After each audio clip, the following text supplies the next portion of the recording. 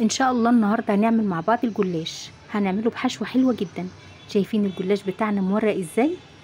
الجلاش بتاعنا النهارده واخد ميكس من الطراوه وميكس من القرمشه، يعني من جوه تلاقيه طري ومن بره كده هتلاقيه مقرمش بمقادير مظبوطه. السكر بتاعه مظبوط، ما خدش سمنه مننا كتير، كل حاجه فيه مظبوطه. يلا نبدا على بركه الله نشوف المكونات بتاعتنا ونقول بسم الله الرحمن الرحيم. اللهم صل وسلم وبارك على نبينا محمد صلى الله عليه وسلم. اول حاجه ان شاء الله هنعملها مع بعض، هنعمل السيرب او شربات الجلاش.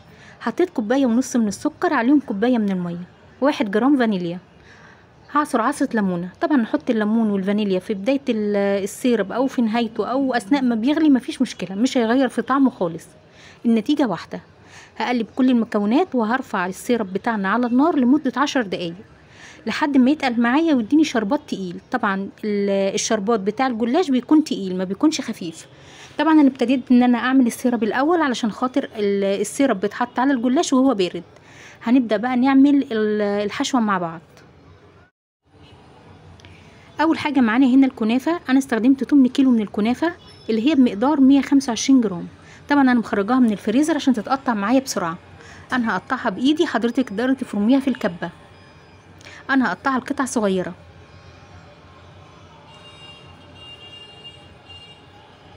هضيف عليها معلقه من الفانيليا بمقدار 1 جرام. هضيف عليها كمان 4 معالق من السمنه.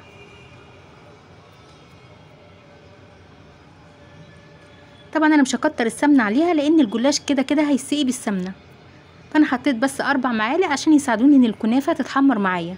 تقدري حضرتك تحمريها في طاسه على البوتاجاز، وتقدري حضرتك تدخليها في الفرن في قلب صاج او صينيه تحت الشوايه. الطريقتين حلوين والطريقتين اسهل من بعض.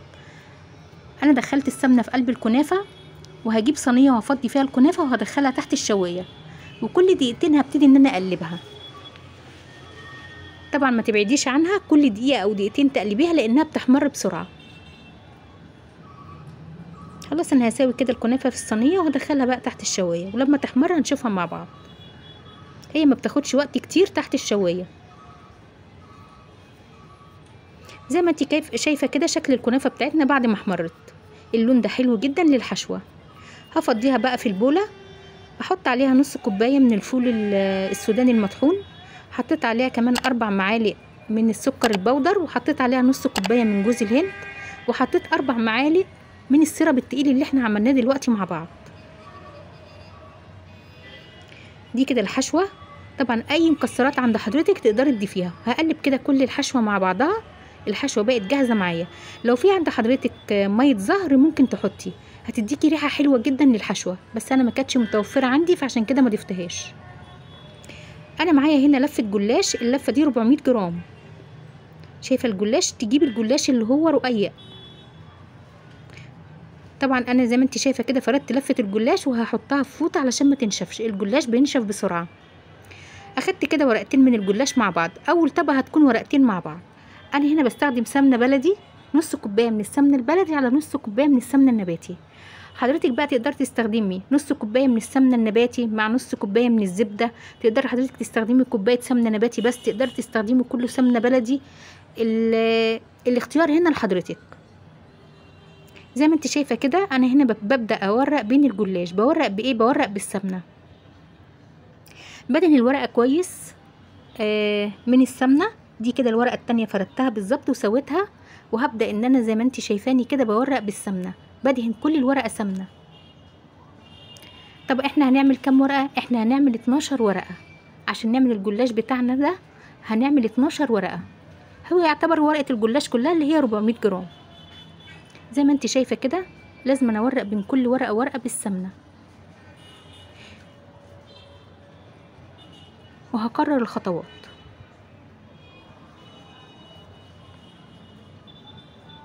طبعا الجلاش من الحاجات الحلوه جدا ومن الوصفات الحلويات الشرقيه. حضرتك بس تتبعي الخطوات والمقادير اللي انا بقولها وهيطلع معاكي مظبوط جدا. الحلويات الشرقيه يا جماعه، الحلويات الشرقيه صنعه. طبعا انا هنا ورقت كل الورق بتاعنا وريتك ان انا ما خدتش السمنه كتير. انا طبعا هنا قست بالمسطره 7 سنتي ونص، وابتدي ان انا اقصها كده بالمقص، او حضرتك تقطعها بالسكينه، بس المقص بيسهل عليا كتير. طبعا المقص ده انا مخليه للحلويات فقط، يعني لما بكون بعمل زلابيه او بعمل اي حاجه في الحلويات محتاجه المقص، فانا شايلاه للحلويات فقط.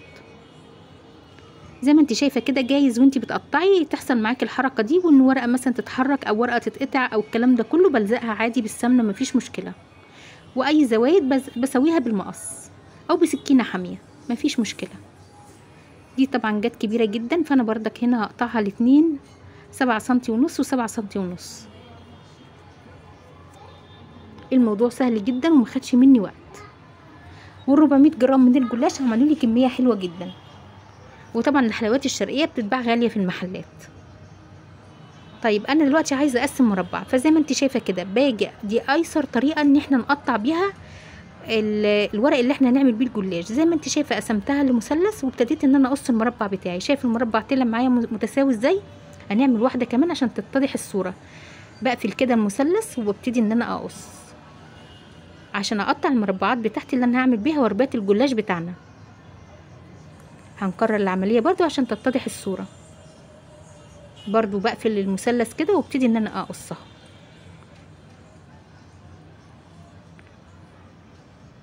خلاص انا هخلص كل المربعات وهنبدأ بقى في الحشوة.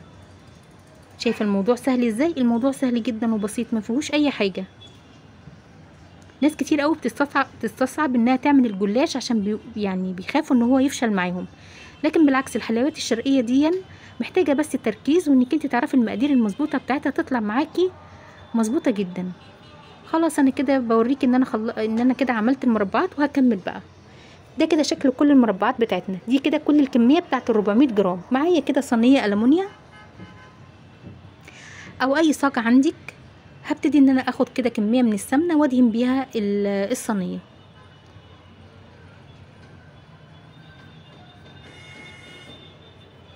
هنبدا بقى نحشي الجلاش بتاعنا. باخد كده معلقه، طبعا مش كتير من الحشوه. الحشوه بتكون في المنتصف، ما بتكونش على الحروف عشان ما تخرجش مني اثناء التسويه. وببتدي اقفل المثلث بتاعنا بالشكل ده، وبضغط عليه ضغطه كده من الحروف عشان يقفل كويس. وهنشوف دلوقتي هنعمل كمان واحده عشان نشوف هنقفل الاطراف بتاعته ازاي عشان ما تخرجش منه الحشوه. باخد برضو مربع تاني من اللي احنا عملناه، وباخد كميه من الحشوه. الحشوه على فكره يا جماعه طعمها حلو جدا، وفايده السيرب اللي انا حطيته علشان الحشوه تبقى متماسكه، وفايده السكر البودر اللي انا حطيته عشان السكر بيسيح جوه الحشوه فتبقى متماسكه ما تخرجش بره الحشوه. حتى بعد لما يبرد الجلاش تلاقي الحشوه كده جواه متماسكه، فده من السكر البودر اللي احنا حطيناه، ومعلقتين السيرب اللي احنا حطيناه. زي ما انت شايفه كده بقفل برضو المثلث وبضغط عليه ضغطه كده خفيفه. شايفه الموضوع بسيط جدا، الموضوع سهل وبسيط. بشيل المثلث بقى وهوريكي هقفل طرف المثلث التاني ازاي بيه. بحط هنا ظهر الجلاشه او ظهر المثلث اللي معايا على طرف الجلاشه او طرف المثلث الاولاني زي ما انت شايفه كده. هكمل بقى بقيه الكميه كلها وهرجع لكم. شايفين شكله بجد تحفه، يعني لسه ما دخلش الفرن وشكله تحفه جدا.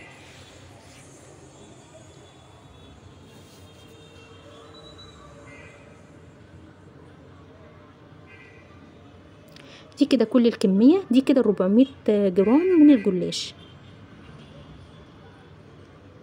دي بقى بقيه السمنه بتاعتنا اهي. هبدا ان انا احط كميه كده حلوه على الجلاش. هبتدي ان اسقي الجلاش كده بالسمنه عشان اللي بيسوي لي هنا الجلاش السمنه، واحنا كده كده مديينه في التوريق بتاعنا كميه من السمنه، فهيبقى مورق معايا جدا وهيبقى طري جدا وهيبقى مقرمش، يعني هيبقى تحفه. زي ما انت شايفه كده ببتدي ان انا اسقي كل الجلاش معايا بالسمنه. خلاص انا دخلت الفرن على فرن ساخن مسبقا على درجه حراره 180 في الرف الاوسط.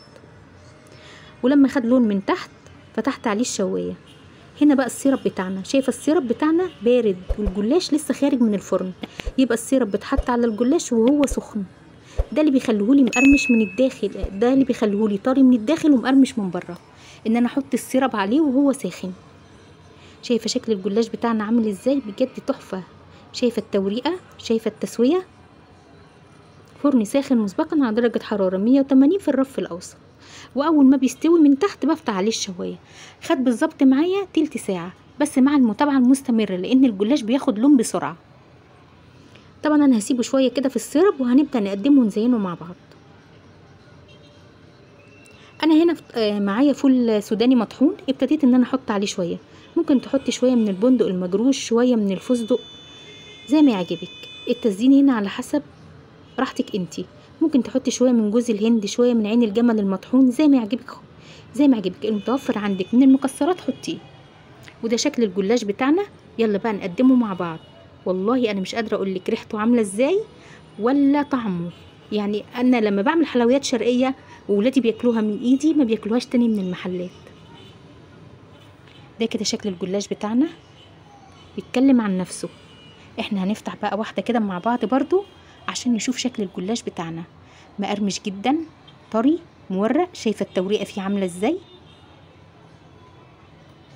طعم الحشوه حلو جدا ومظبوطه. السمنه مظبوطه، مش واخد سمنه اكتر من حقه. يعني انا مدياله كفايته بس من السمنه. يعني كل حاجه فيه مظبوطه. السيرب مظبوط. لو في عند حضرتك حد ما بيحبش السكريات في الحلويات، ممكن تسقيه بعسل نحل، او ممكن تستغني عن السكريات خالص. شايفه الجلاش بيتكلم عن نفسه. ألذ وأطعم جلاش ممكن تعمليه.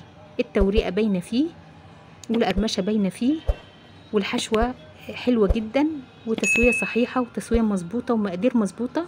هنفتح واحده مع بعض عشان نشوف هو قد ايه من جوه طري وهش جدا من بره، وهنشوف شكل الحشوه بتاعتنا عامل ازاي. طبعا لو حضرتك بتعملي مشاريع اونلاين تقدري تدخليه معاكي في المنيو بتاعك. ينفع بقى للعزايم، وينفع لرمضان، وينفع لكل حاجه.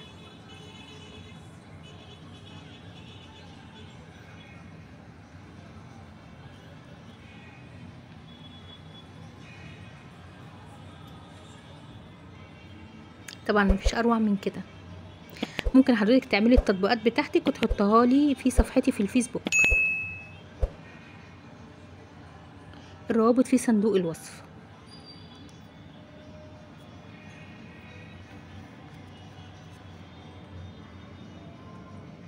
شايفه التوريقه؟ ما شاء الله، روعه.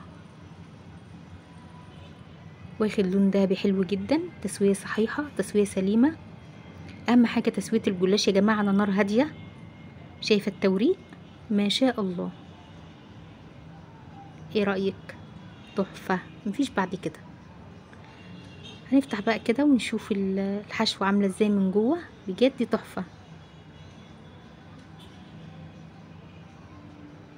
اذا عجبك الفيديو ما تنسينيش في اللايك والشير والاشتراك في القناه.